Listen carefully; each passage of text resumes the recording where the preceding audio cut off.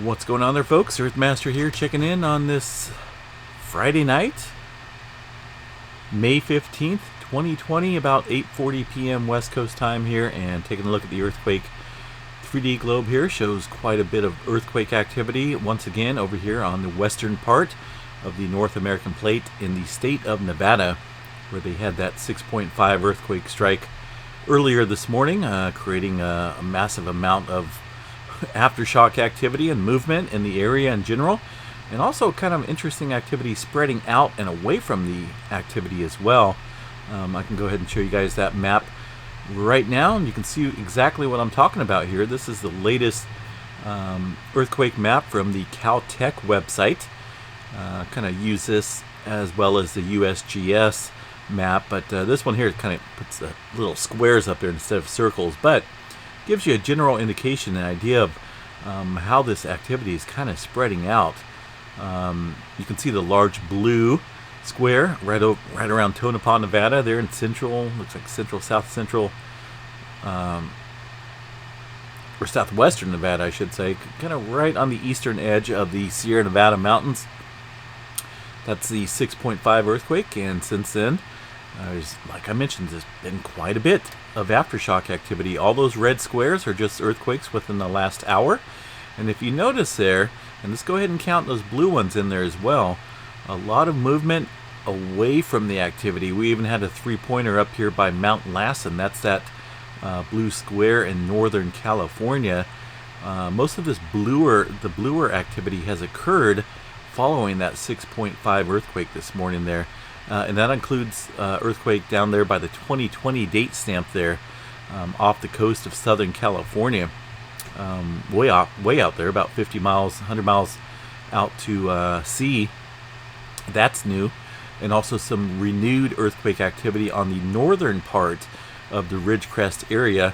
That's kind of in between the Southern California, or that blue earthquake out in the ocean, and in between the 6.5 in Nevada. You can see that area of increased activity. So generally, we're looking at a big deal. There's a lot of movement going on out here, and I said it in the update video this morning. I believe we're seeing a tremendous amount of pressure out here along the west coast, and that's between this North American plate and the Pacific plate. The main stress reliever, of course, is supposed to be the San Andreas fault system, right? Kind of where it gets the most buildup of pressure between these two major plates here. Just no movement at all, folks, on the San Andreas fault system there. I know it's been stuck for quite a while, and it's been locked and loaded for quite some time. It's definitely on the geologists and seismologists list of deadly earthquakes. I mean, they're the big ones coming, that's for sure.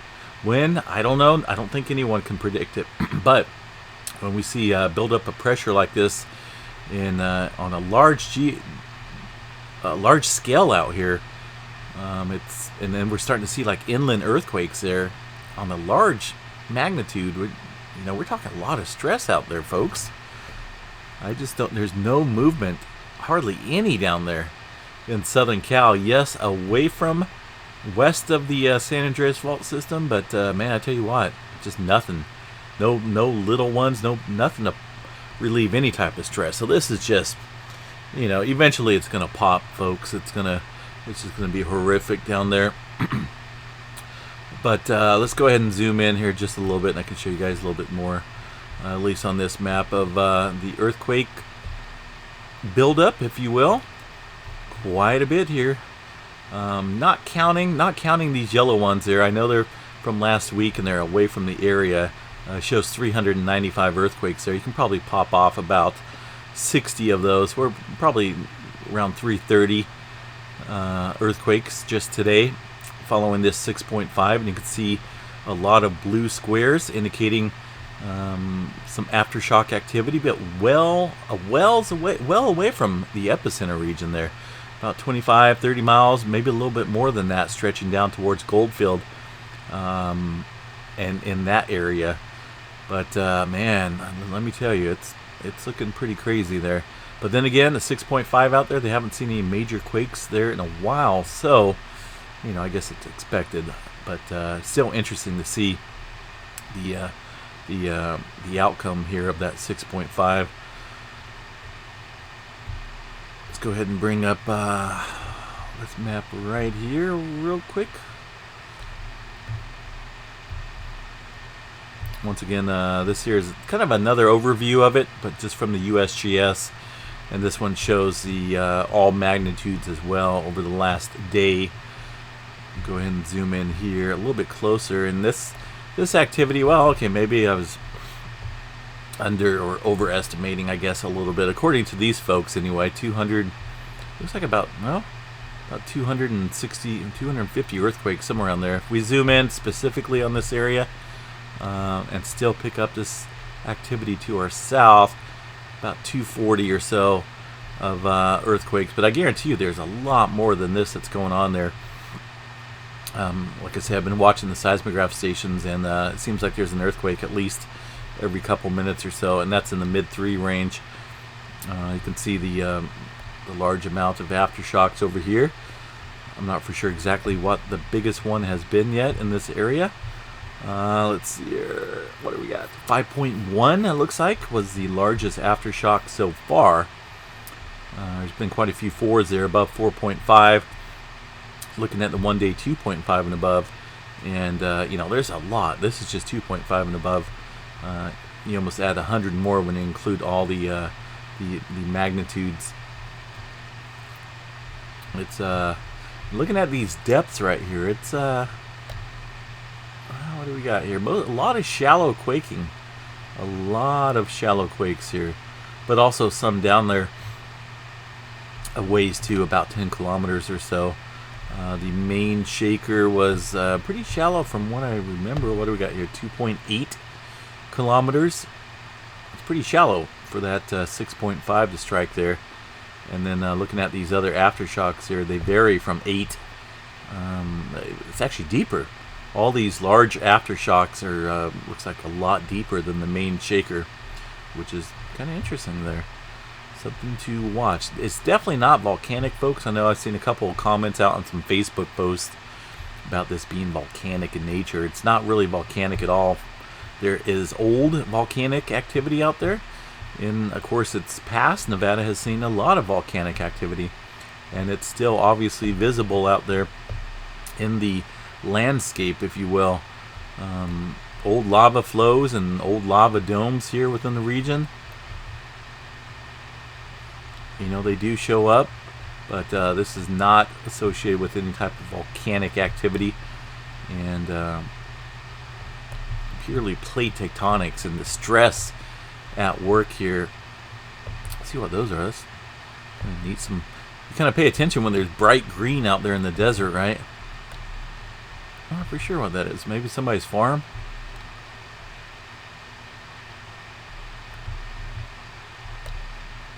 Huh. But that's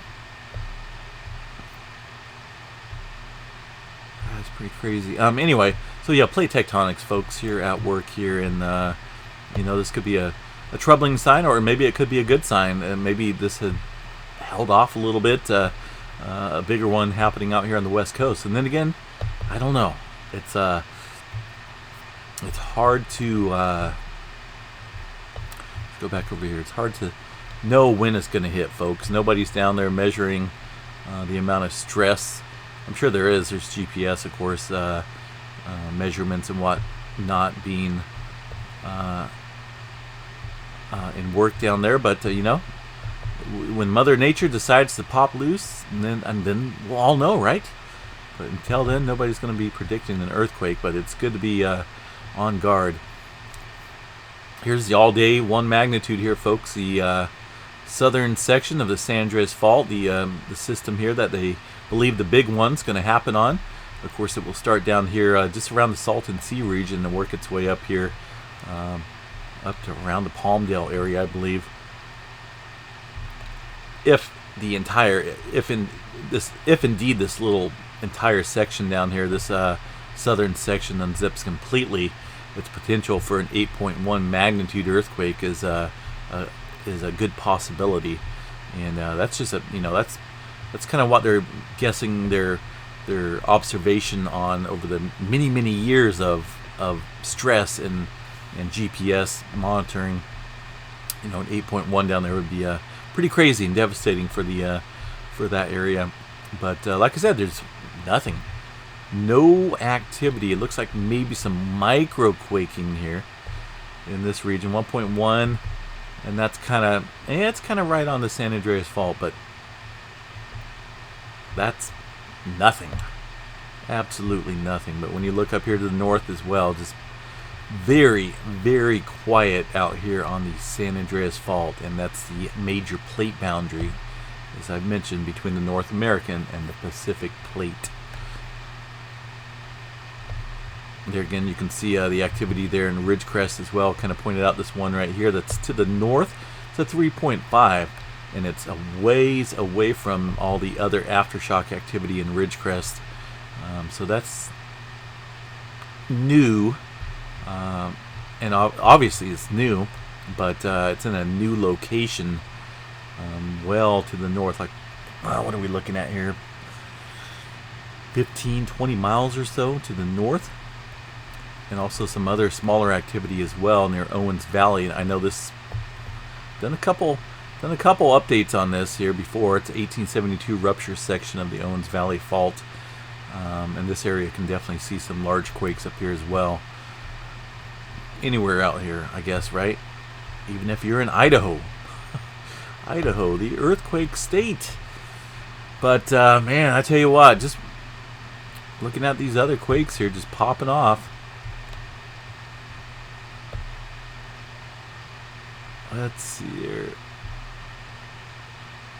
These are some pretty shallow quakes here. 1.7.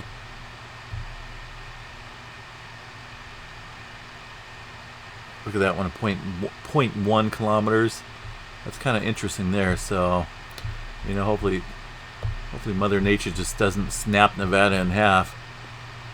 Idaho, let's squeeze up here to Idaho, or check Idaho real quick. We're looking at some smaller quakes there, nothing big. It looks like the activity has calmed down for the most part here, following that 6.5, which might be a good thing for them temporarily. This one here just kind of popped up here, right? 2.8. So we're seeing just an increase in activity. It was 2.8 there, and also 1.8 there, following that 3-pointer we were just talking about. So activity, pressure is still there, obviously, right? Look at the red circles there. That's recent earthquake activity. Up north, like I said, in California, pretty quiet. San Andreas, really quiet.